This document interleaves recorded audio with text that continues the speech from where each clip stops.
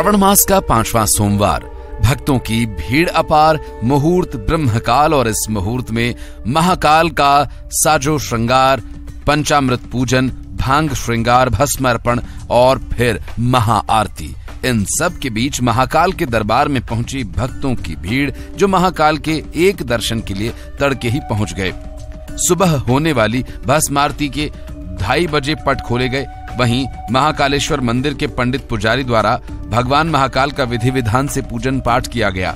पंचामृत अभिषेक कर भगवान महाकाल का विशेष श्रृंगार किया गया और महाकाल भगवान को राजा के रूप में तैयार कर महानिर्वाणी अखाड़े को महंत ने भस्म अर्पित की।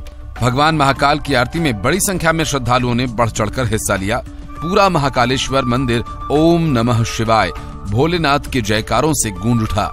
भक्तों महाआरती के लिए एक महाकाल दर्शन पाने के लिए हजारों की संख्या में शिव भक्त इकट्ठा हुए और दर्शन कर आशीर्वाद लिया।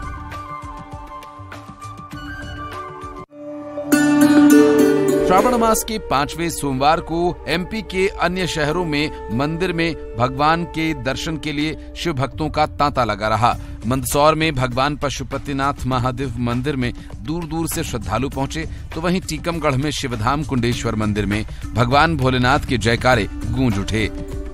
मंदसौर में भगवान पशुपतिनाथ महादेव का पट सुबह 5 बजे ही दर्शन के लिए खोल दिया गया। भगवान पशुपतिनाथ का सुबह से ही रुद्राभिषेक जलाभिषेक किया गया और वहीं कुंडेश्वर मंदिर में श्रावण महीने में होने वाली विशेष पूजा के लिए भक्तों की भीड़ उमड़ पड़ी। लोगों ने भगवान भोलेनाथ का जलाभिषेक किया और आशीर्वाद लिया।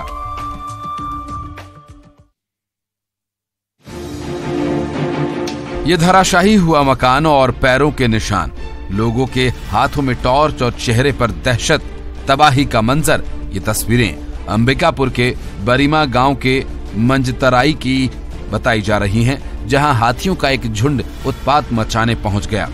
उत्पात ऐसा कि मकान तोड़ डाले, फसलों को कुचल दिया, पूरे इलाके में नुकसान ही नुकसान कर दिया। गांव के 14 हाथियों के दल ने लोगों की रातों की नींद गायब कर दी। दरअसल पिछले कुछ दिनों से मंजूतराई क्षेत्र में हाथियों का एक दल घूम रहा है। खाने की तलाश में कभी किसी घर को तोड़ डालते हैं तो कभी फसलों को बर्बाद कर देते हैं, जिसकी वजह से ग्रामीण डरे हुए हैं, सहमे हुए हैं और वो कोशिश कर रहे हैं कि किसी तरह से हाथियों को गांव से खदेड़ा जाए, लेकिन गजराज हैं कि आपे से बाहर हैं और उनके आगे सब बेबस। उधर दूसरी तरफ वन विभाग हाथियों के दल पर नजर बनाए हुए है और जंगल की तरफ उन्हें खदेड़ने में कामयाब नहीं हो पाया है। वन विभाग हाथियों से दूर रहने की अपील भी कर रहा है।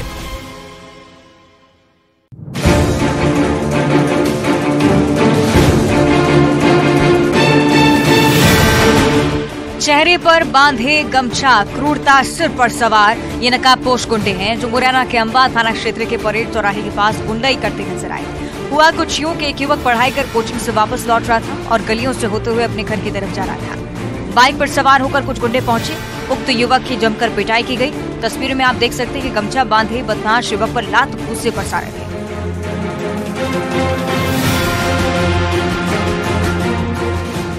युवक को इतना पीटा जा रहा है कि वो खुद को संभाल भी नहीं पा रहा था। जमीन पर अधमरे की तरह पड़ा हुआ ये व्यक्ति, उस पर ताबड़तोड़ वार किए जा रहे गुंडे। कोई बाल पकड़कर पीट रहा है, कोई पैरों से वार कर रहा है। इन गुंडों को ना तो कानून का डर है, ना पुलिस का खौफ। हालांकि वीडियो सामने आने के बाद पुलिस जांच में जुटी हुई है।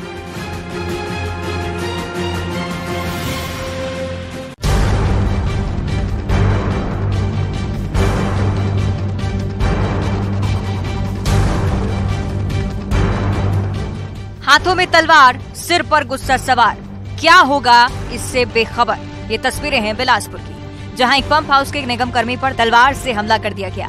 ये मामला सिविल लाइन कुदूदंड का है, जहां एक पेट्रोल पंप कर्मी को पूरी तरह से पीटा गया। देखिए कैसे सड़क पर भीड़ छुड़ाती रही और एक व्यक्ति हमला करते रहा। कभी लात घूंसे से वार किया तो कभी सड़क पर पड़े डंडे से भी, कभी धारदार हथियार तलवार से भी।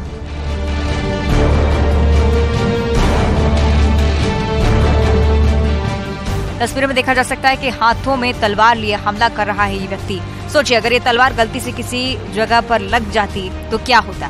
हमला करने की तस्वीरें सामने आने के बाद पुलिस ने केस दर्ज कर हमलावर को गिरफ्तार किया है।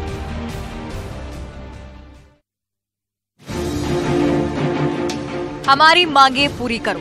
मूसलाधार बारिश और कीचड़ से सनी सड़कें इन पर खड़े लोग अपनी मांगों को लेकर लामबंद हैं। गुस्सा है जनप्रतिनिधियों के प्रति, अधिकारियों के प्रति।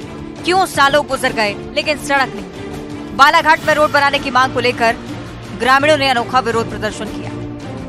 हमारी मांग पूरी करो, हमारी मांग पूरी करो। गौरतलब है कि खैरलांजी क्षेत्र के ग्राम पंचायत कन्हड़ गांव में पक्की रोड न होने से उनको काफी परेशानियों का सामना करना पड़ रहा है। बारिश के दिनों में रोड कीचड़ में तब्दील हो जाती है। इस रोड पर चलना मुश्किल हो जाता है। रोड बनाने की मांग को लेकर कई बार वे क्षेत्रीय विधायक और अधिकारियों को अवगत करा चुके हैं, लेकिन कोई ध्यान नहीं देता है, जिससे परेशान होकर ग्रामीणों ने अनोखा विरोध प्रदर्शन किया।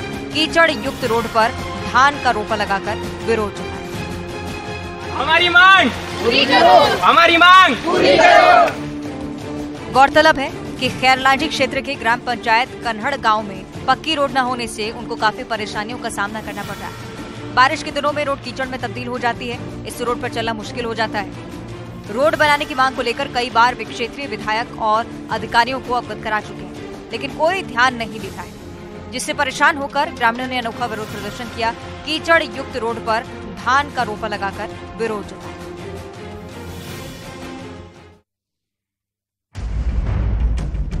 मंडला जिले के निवास मनेरी रोड पर स्थित झामल नदी पर बने पुल में कार अनियंत्रित होकर करीब 10 फीट नीचे नदी में गिर गई। इसकी सूचना जैसे ही लोगों को मिली, पुलिस ने फौरन सूचना पुलिस तक पहुंचाई। जानकारी मिलते ही मौके पर पुलिस पहुंची। कार से चालक को निकाला गया। चालक की हालत गंभीर बनी हुई है। इसे इलाज के लिए स्थानीय अस्पताल में भर्ती करवाया गया। घटना के बारे में बताया जा रहा है कि कार चालक निवास से जबलपुर की ओर जा रहा था। उसी दौरान झामल नदी पर बने पुल पर कार अनियंत्रित हो गई और यह हादसा हो गया। कार चालक डिंडौरी जिले का रहने वाला बताया जा रहा है। फिलहाल चालक का इलाज किया जा रहा है। कार को क्रेन की मदद से नदी से बाहर निकाला गया। भिंड जिले में लगातार हो रही बारिश से आलमपुर से निकलने वाली सोनभद्रिका नदी उफान पर है। रपटे पर पानी 3 से 4 फीट ऊपर चल रहा है। पिछले कई दिनों से पानी रपटे के ऊपर से बह रहा है। कई गांव का संपर्क भी टूट चुका है। 4 दिनों से आवागमन पूरी तरह से ठप है। स्थानीय लोगों को ग्वालियर भांडेर जाने के लिए लगभग 30 किलोमीटर की अतिरिक्त दूरी तय करनी पड़ती है। सुरक्षा के लिहाज से पुलिस और प्रशासन की टीमें तैनात हैं। नदी के रपटे से बाइक निकालते समय व्यक्ति का बिगड़ा संतुलन और मोटरसाइकिल पानी के तेज बहाव में बह गई। गनीमत ये रही कि वहां पर तैनात पुलिस और स्थानीय लोगों की मदद से बाइक और बाइक चालक को सुरक्षित बाहर निकाला गया।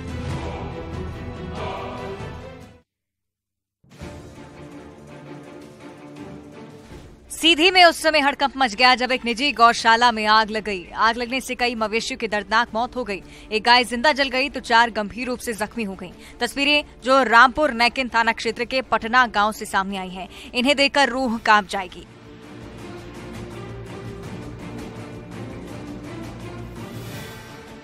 देखिए कैसे आग की लपटें आसमान में उठ रही हैं। आग की उठती लपटों को देखते हुए अंदाजा लगाया जा सकता है कि आग कितनी भयावह रही होगी। पूरा आसमान धुआं धुआं हो गया। गौशाला में लगी आग से मवेशियों के अलावा लाखों का नुकसान हुआ है। हालांकि आग किस वजह से लगी इसका पता नहीं चल पाया।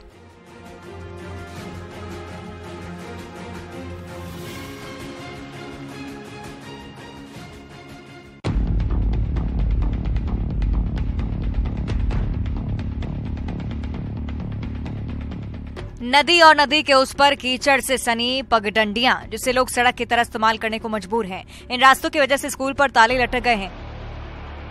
इस स्कूल के गेट पर ताला जड़ा हुआ है। स्कूल कोरिया के सरपंच पारा के गणेशपुर का शासकीय प्राथमिक शाला है।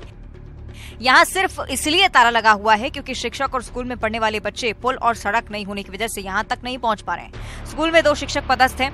22 बच्चे इसमें पढ़ते हैं, जिनका भविष्य हर साल बारिश के पानी में धुल जाता है और अधिकारी आंखें मूंद कर नजारा देखते हैं।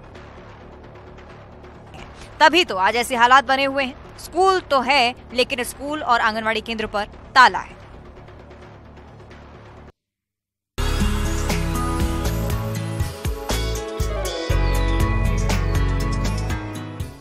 ये वादियां, ये कलकल झरने के दृश्य, ये पहाड़, चारों तरफ हरियाली, तस्वीर किसी हिल स्टेशन से कम नहीं है जो पेंड्रा से आई है। गुरेला पेंड्रा मरवाही जिले से लेकर अमरकंटक सावन के महीने में प्रकृति की खूबसूरती देखते ही बनती है। यहाँ जहाँ करीब 100 घंटे से लगातार हुई बारिश के कारण नदी नाले उफान पर हैं, तो वहीं पहाड़ों का नजारा आंखों को भा रहा है।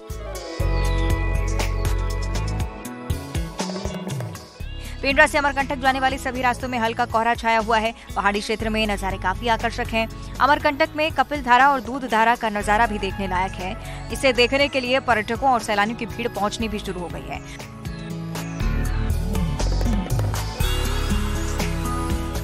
हरियाली के बीच बादल को जमीन से छूते हुए देखना किसी रोमांच से कम नहीं। छत्तीसगढ़ की सीमा में स्थित धमर पानी और राजमेरगढ़ के साथ दुग्ध धारा का भी नजारा काफी खूबसूरत है। यहाँ ऊंचाई पर स्थित पहाड़ों से नीचे कुरेला-पिंजरा मरवाही के सुंदरता को लोग कैमरे में कैद कर रहे हैं। अमरकंटक आने वाले लोगों के लिए मौसम देश के किसी दूसरे पर्यटक स्थल से किसी भी मायने में कम नजर नहीं आता।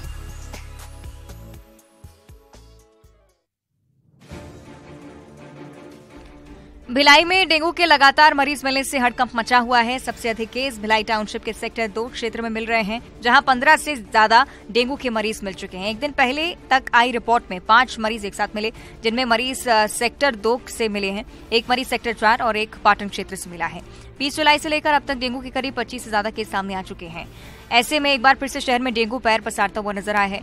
स्वास्थ्य विभाग, नगर निगम और बीएसपी प्रबंधन की ओर से जो प्रयास किए जा रहे हैं, उन्हें धरातल पर ले जाने के लिए अभी समय लगेगा। सेक्टर 2 में ही कई ऐसे स्थल हैं जहां पर अभी तक नगर निगम की कार्रवाई नजर नहीं आती है। निगम आयुक्त रोहित व्यास का कहना है कि नगर निगम द्वारा अभियान चलाया जा रहा है ताकि लोगों को डेंगू के प्रति जागरूक किया जा सके और डेंगू को रोका जा सके।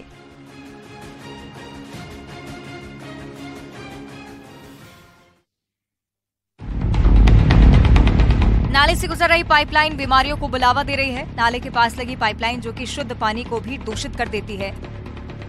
अब इस पानी को पीने से इंसान बीमार नहीं पड़ेगा तो क्या होगा?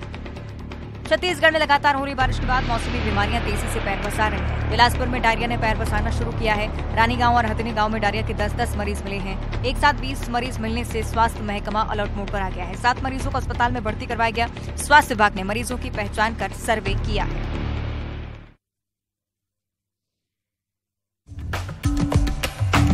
भगवान श्री राम की भक्ति में लीन एक युवा भक्त अयोध्या से श्रीलंका तक का सफर तय करने के लिए पैदल ही निकल पड़ा है।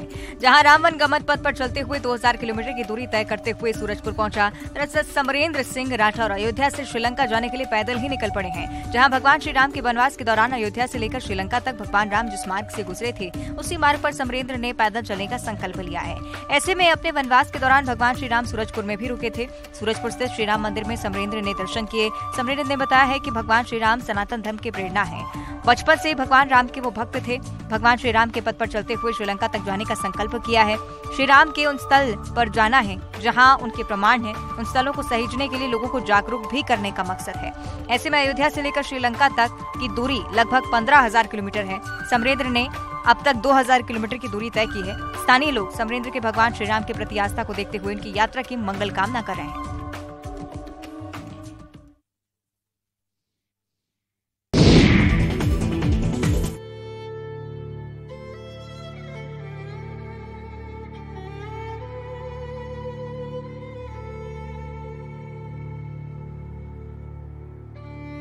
मां ममता की अनंत अथाह सागर है जिसका कोई अंत नहीं है।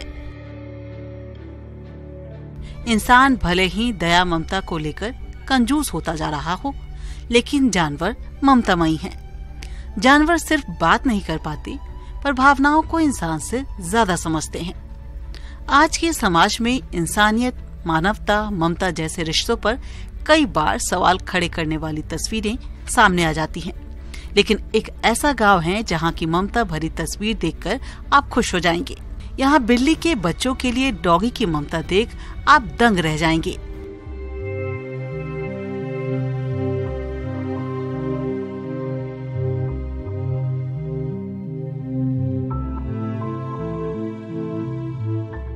ये तस्वीरें सूरजपुर जिले के उमेशपुर गांव की है, जहां एक बेजुबान कुछ बेजुबान बच्चों की जुबान समझ लेती है। ये बेबी है जो खुद अनाथ थी। उसे सहारा दिया था हीराधन सिंह ने। 5 साल पहले एक डॉगी को अपने घर लेकर आए। नाम रखा बेबी, जो इंसानों के बीच रहकर ममता की परिभाषा को समझ गई और उसने भी अपनी ममता दिखाई।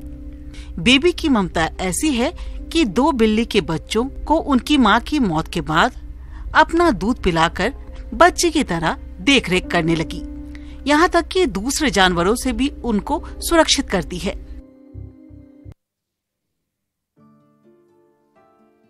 मध्य प्रदेश का शहर ग्वालियर अद्वितीय संपदाओं का धनी है।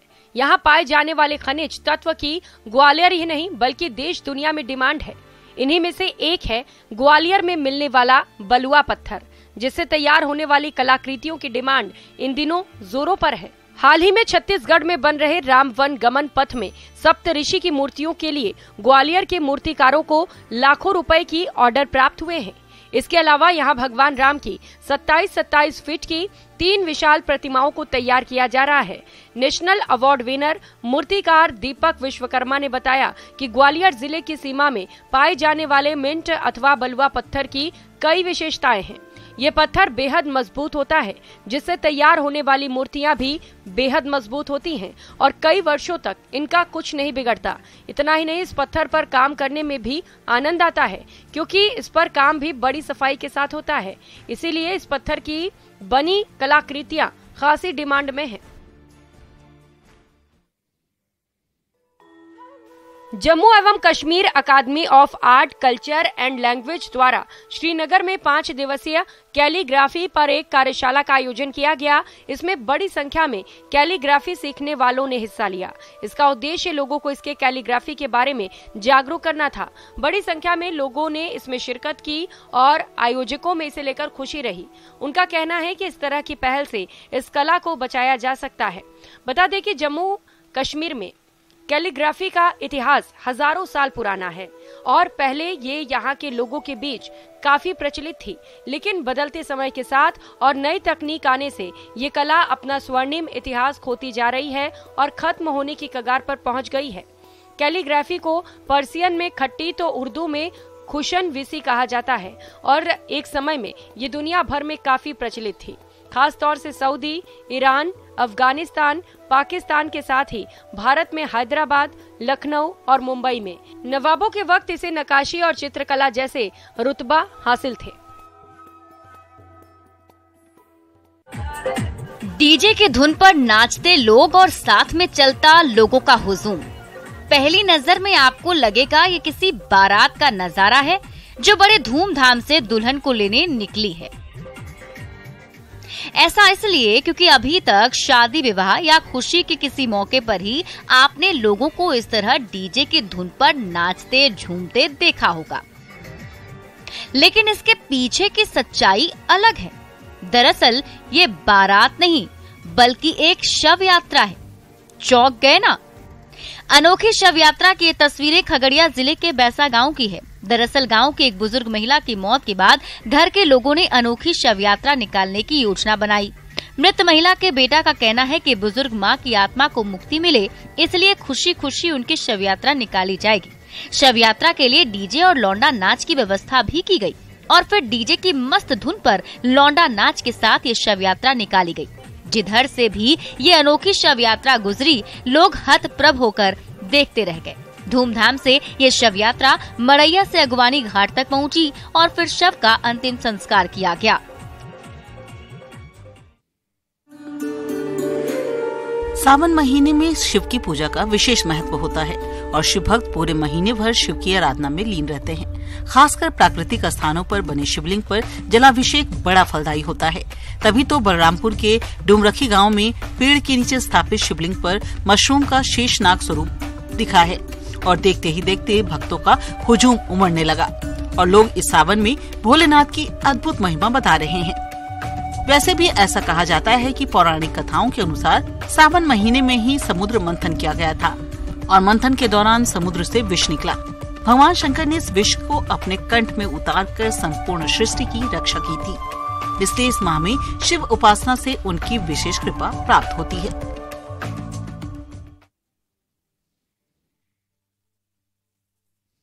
अग्निपथ योजना के तहत 49 अग्निवीर भारतीय सेना में शामिल हो गए।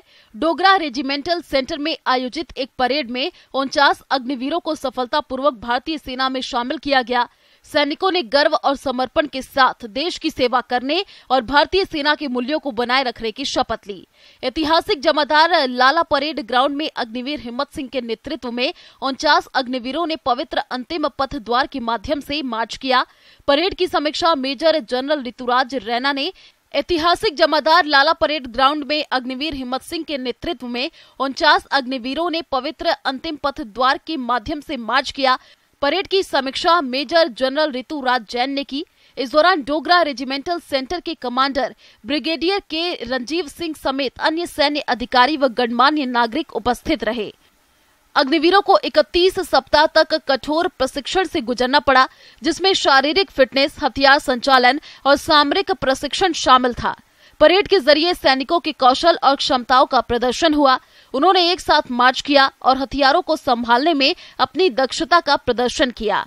युवा सैनिकों ने गर्व और समर्पण के साथ देश की सेवा करने और भारतीय सेना के मूल्यों को बनाए रखने की शपथ ली।